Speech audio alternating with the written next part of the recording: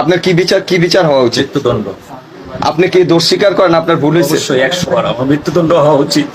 সন্তান সবারই আছে, আমার মেয়ের সন্তান আছে, ছেলের সন্তান আছে। উনি যদি এরকম খারাপ কিছু করে থাকে উনি সাজা হবে, অবশ্যই সাজা হওয়ার উচিত, ফাঁসি হবে।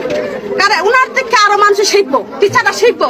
সে আজকে যে কাজটা করছে এই কাজটার জন্য সারা জীবন যে ভালো কাজ আপনার কি বিচার হওয়া উচিত? মৃত্যুদণ্ড। আপনি কি দোষ স্বীকার করেন আপনার ভুল হয়েছে? অবশ্যই 100 বার আমার মৃত্যুদণ্ড হওয়া উচিত। সন্তান সবারই আছে, আমার মেয়ের সন্তান আছে, ছেলের সন্তান আছে। উনি যদি এরকম খারাপ কিছু করে থাকে উনি সাজা হবে, অবশ্যই সাজা হওয়ার উচিত, ফাঁসি হবে।